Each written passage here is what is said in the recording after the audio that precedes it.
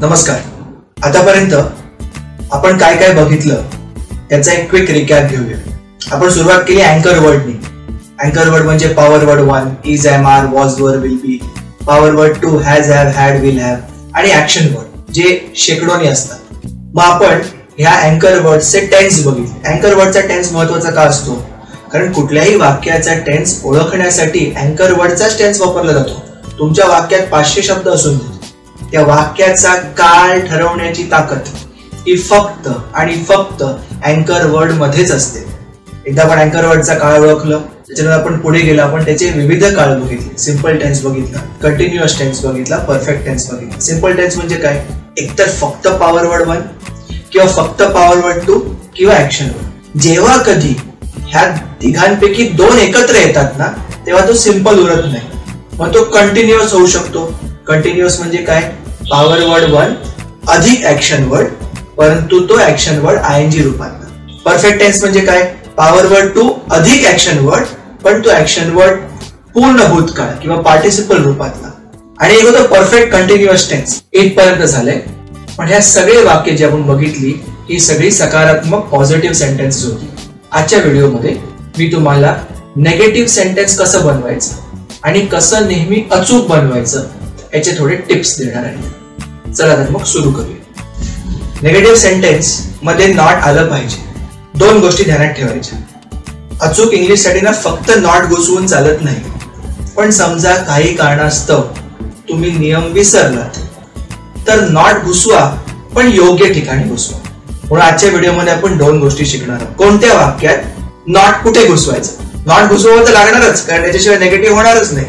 पण तो कुठे घुसवायचा हे एवढं जरी कळलं तरी खूप छान. लक्षात घ्या, कम्युनिकेबल इंग्लिश म्हणजे तुमच्याकडनं बोलली गेलेली इंग्लिश ही समोरच्याला समजली पाहिजे. ती फॅड इंग्लिश, एकदम झकास इंग्लिश नसलं तरी चालेल. मी बोललेली इंग्लिश समोरच्याला जर समजत असेल, दॅट इज एक्सेप्टेबल इंग्लिश. त्याच्यात थोड्या त्रुटी असतील, परफेक्ट पहिल्या दिवसापासून होणार नाही. समोरच्याला समजण्या इतकी इंग्लिश बोलता आली तर तिथूनच आपला प्रोग्रेस सुरू झाला. तर नॉट योग्य ठिकाणी टाकला तर समोरच्याला समजणार. पण त्याच्याबरोबर अजून काही केलं तर माझी इंग्लिश परफेक्ट होणार. तर आपण 2 गोष्टी शिकणार आहोत. आपण सुरुवात वाक्याच्या प्रकाराने घेऊया. मी घेतोय आता सिंपल सेंटेन्स. सिंपल सेंटेन्स म्हणजे काय? माझ्या वाक्यामध्ये फक्त पॉवर वर्ड 1 किंवा फक्त पॉवर वर्ड 2 किंवा फक्त ऍक्शन वर्ड. नेगेटिव्ह करताना ना हे पॉवर वर्ड 2 आणि ऍक्शन वर्ड जवळजवळ सारखे वागतात. आणि पॉवर वर्ड 1 हा स्वतःचा इंडिपेंडेंट स्वतंत्ररित्या वागतो. काय फरक राहतो बघा. पॉवर वर्ड 1 असलेल्या सिंपल टेन्सच्या वाक्यामध्ये, सिंपल टेन्स आहे म्हणजे या वाक्यात पॉवर वर्ड 1 सोडून दुसरं काही नसणार. पॉवर वर्ड 1 असलेल्या सिंपल टेन्सच्या वाक्यामध्ये तुम्ही नॉट आहे ना पॉवर वर्ड 1च्या लगेचच नंतर घुसवा. I am a man, I am not a man. I am in Mumbai, I am not in Mumbai. That is my dog, that is not my dog. She is my sister, she is not my sister. तर not तुम्ही power word 1च्या लगेच नंतर घाला. Power word 2 असलेल्या simple टेन्सच्या वाक्यामध्ये power word 2च्या लगेच आधी not. I have a dog, I not have a dog. आता इथे I not have a dog तुम्ही बोललात ना तर समोरच्याला समजणार तुम्हाला काय म्हणायचे. पण हे ना योग्य अचूक प्रयोग नाहीये. हा समजेल असा वाक्याचा प्रयोग झाला. पण अचूक करण्यासाठी पॉवर वर्ड 2 मध्ये आपल्याला थोडं अजून काहीतरी करावं लागतं. त्या नॉटच्या आधी आपल्याला डू, डज किंवा डिड या 3 पैकी एक शब्द टाकायला लागतो. जर तुमचं वाक्य पास्ट टेन्स मधलं असेल तर डिड वापरायचा, आणि जर तुमचं वाक्य प्रेझेंट टेन्स मधलं असेल तर तुम्ही डू किंवा डज वापरायचं. आता हे वाक्य प्रेझेंट टेन्स मधलं आहे. आय हॅव अ डॉग, माझ्याकडे कुत्रा आहे. I not have a dog, हे तुम्ही एवढं केलं. आता नॉटच्या अगोदर आपल्याला डू टाकावे लागेल किंवा डज. कसं ठरवणार? ही, शी, इट बरोबर एस असलेला शब्द जातो. आय, यू, वी, दे बरोबर एस नसलेला शब्द जातो. पण डज येऊ नाही शकत आय बरोबर. त्याचं वाक्य होणार I do not have a dog. अजून एक उदाहरण घेऊया. ही हॅज माय पेन, त्याच्याकडे माझे पेन आहे. नेगेटिव्ह करायचंय, काय करणार? पॉवर वर्ड टू कुठला हॅजच्या अगोदर नॉट टाका. तुमचं वाक्य झालं ही नॉट हॅज माय पेन. तुम्हाला जे बोलायचंय ना समोरच्याला कळलं, पण तेवढं करून आपल्याला अजून चांगलं करायचंय. मग आता नॉटच्या पुढे आधी काय येणार? डू येणार किंवा डज येणार. का डू येणार किंवा डज येणार? कारण वाक्य सिंपल टेन्स मधलं आहे. आता ही शी इट बरोबर एस ने संपणारा शब्द जातो, पण डज टाकायचा. He does not has my pen. थांबा, बरोबर नाहीये. डज ला एस लावलात ना, मग तिकडे हॅज ला एस कशाला हवा?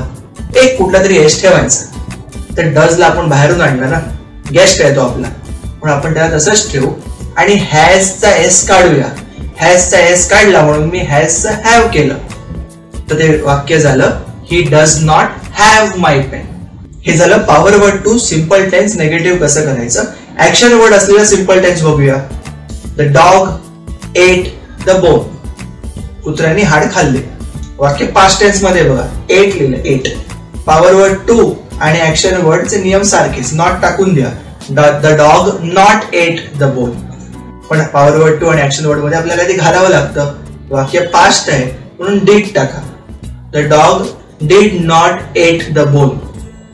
लक्षात घ्या, एका वाक्यात एकच शब्द वाक्याचा काळ ठरवू शकतो. तुम्ही डीड टाकलत ना, डीड टाकल्याने तुमचं वाक्य पास्ट टेन्स झालं ऑलरेडी. मग त्याला एटला आपण पास्ट टेन्स कशाला ठेवायचं? म्हणून आपण एटला त्याच्या मूळ रूपात म्हणजे प्रेझेंट टेन्स मध्ये आणलं. जसं मगाशी आपण हॅजला हॅव मध्ये आणलं होतं, तसंच आता एटला इट मध्ये आणलं. माझं वाक्य झालं the dog did not eat the bone. हा कॉन्सेप्ट अगदी नीट समजायला एक जादू सांगतो. पॉवर वर्ड 1 असलेली 10 वाक्य, पॉवर वर्ड 2 असलेली 10 वाक्य, ऍक्शन वर्ड असलेली 10 वाक्य, प्रेझेंट टेन्स, पास्ट टेन्स आणि फ्युचर टेन्स मध्ये प्रॅक्टिस करा. वाक्य कुठून मिळणार? आम्हाला सांगितले की आम्ही तुम्हाला 10 वाक्य पाठवून देऊ. फक्त व्हिडिओ बघून हा कॉन्सेप्ट येणार नाही. या कॉन्सेप्टच्या आधारावर तुम्हाला सराव करावा लागेल. फ्युचर टेन्स राहिलं का? फ्युचर टेन्सचा बिलकुल लोड घ्यायचा नाही. अख्ख्या इंग्लिश मध्ये कमीत कमी त्रास देणारा शब्द म्हणजे विल आणि कमीत कमी त्रास देणारं वाक्य म्हणजे फ्युचर टेन्सचं वाक्य. तुमच्या वाक्यात तुमचं जे काही वाक्य आहे ना फ्युचर टेन्स मधलं, त्याच्यामध्ये विलच्या नंतर नॉट टाका. माझं वाक्य होतं the dog will eat the bone. माझं नेगेटिव्ह होणार the dog will not eat the bone. माझं वाक्य होतं ही हॅज माय पेन. तर फ्युचर टेन्स मध्ये होणार he will have my pen. विलच्या नंतर नॉट टाका, he will not have my pen. माझं वाक्य होतं I am in Mumbai. I will be in Mumbai. I will not be in Mumbai. तर फ्युचर टेन्स बिलकुल लोड नाही घ्यायचा, विलच्या नंतर नॉट टाकायचं. तर सिंपल टेन्स वाक्य नेगेटिव्ह कशी करायची हे आपण उदाहरण पाहिलंय. पॉवर वर्ड 1 एक बाजूला, पॉवर वर्ड 2 आणि ऍक्शन वर्ड दुसऱ्या बाजूला. कारण पॉवर वर्ड 2 आणि ऍक्शन वर्ड मध्ये आपण डू डज डिड घालतो, इथे घालण्याची गरज लागत नाही. सिंपल टेन्स मध्ये सकारात्मक वाक्याचा नकारात्मक कसं करायचं आपण पाहिलं. आता आपण थोडं पुढे जाऊया आणि कंटिन्युअस टेन्स आणि परफेक्ट टेन्स मध्ये सकारात्मकचं नकारात्मक कसं करायचं हे आपण काही उदाहरणं घेऊन बघण्याचा प्रयत्न करूया. तुम्हाला माहिती आहे मजेशीर गोष्ट, नेगेटिव्ह सेंटेन्स हा पार्ट आहे ना सिंपल टेन्स मध्ये थोडासा अवघड आहे, कारण आपल्याला डू डज कसं घुसवायचं लक्षात ठेवायला लागतो. कंटिन्युअस आणि परफेक्ट टेन्स मध्ये तो त्रास देत नाही. आपण उदाहरण घेऊया. मी एक वाक्य घेतो. तुमच्या मनातल्या वाक्यात जो अँकर वर्ड आहे, तुमच्या मनातल्या मराठी वाक्यात जो अँकर वर्ड आहे, त्या अँकर वर्ड मध्ये त असेल आणि त्याच्या पुढे आहे असेल. मी तुमच्या बरोबर बोलतो आहे, त आहे, मग हे झालं प्रेझेंट कंटिन्युअस. मी तुमच्याशी काल रात्री 8 वाजता बोलत होतो, त होतो, ते झालं पास्ट कंटिन्युअस. आणि मी तुमच्याशी उद्या 8 वाजता बोलत असेल, त असेल, झालं फ्युचर कंटिन्युअस. हे तुम्हाला फक्त थोडंसं लक्षात ठेवण्यासाठी, लक्षात करून देण्यासाठी. आपल्या मनातलं मराठी वाक्य कंटिन्युअस आहे आपल्याला कसं कळतं? आपल्या वाक्यातला क्रिया दर्शवणारा शब्द हा त ने संपतो, त्याच्या पुढे आहे असेल तर ते प्रेझेंट कंटिन्युअस असतं, होता असेल तर पास्ट कंटिन्युअस, असणार असेल तर फ्युचर कंटिन्युअस. आता हे आपल्याला जेव्हा नेगेटिव्ह करायचं असेल, पॉझिटिव्ह तुम्ही बनवलं वाक्य, मी तुमच्याशी बोलतो आहे, I am speaking with you, हे तुम्ही वाक्य बनवलं. का बनवलं? मागच्या व्हिडिओमध्ये आपलं झालंय, मागच्या काही व्हिडिओच्या आधी आपलं हे झालेलं आहे. आता I am speaking with you जर मला नेगेटिव्ह करायचं असेल ना, कंटिन्युअस टेन्स आहे, त्रास देत नाही, हा नॉट घ्यायचा आणि पॉवर वर्ड 1च्या नंतर घालायचा. I am not speaking with you. I was speaking with you yesterday at 8 PM. तो नॉट आहे ना, पॉवर वर्ड 1च्या नंतर घाला. I was not speaking with you at 8 p.m. I will be speaking with you at 8 p.m. tomorrow. willच्या नंतर not घाला. I will not be speaking with you at 8 p.m. tomorrow. थोडक्यात मनातलं मराठी वाक्य हे कंटिन्युअस आहे का परफेक्ट हे आपण पाहिलंय. अँकर वर्ड ठरवणार ते कंटिन्युअस आहे का परफेक्ट आहे. तुम्ही मनातलं मराठी वाक्य जेव्हा इंग्लिश मध्ये बनवाल ते जर कंटिन्युअस निघालं आणि त्याला जर नेगेटिव्ह करायचं असेल तर नॉट उचलायचा, पॉवर वर्ड वनच्या बाजूला टाकायचा. मग ते वाक्य प्रेझेंट कंटिन्युअस असून देत, पास्ट कंटिन्युअस असून देत किंवा फ्युचर कंटिन्युअस असून देत. फक्त फ्युचर मध्ये तो विल आणि बीच्या मध्ये येणार म्हणून ध्यानात काय ठेवायचं, विलच्या नंतर टाकायचं असं म्हणायचं. I will be speaking with you च I will be not speaking with you नाही म्हणा, I will not be speaking with you म्हणून नियम म्हणून विलच्या लगेच नंतर नॉट शब्द टाकायचा. आता हे झालं कंटिन्युअस टेन्स. जर मला हे परफेक्ट टेन्स करायचं आहे, मी म्हणालो मी माझे काम पूर्ण केले आहे. त्याचं इंग्लिश होणार I have completed my work. Present perfect का, माझं मराठी वाक्य काय होतं, काम पूर्ण केले आहे.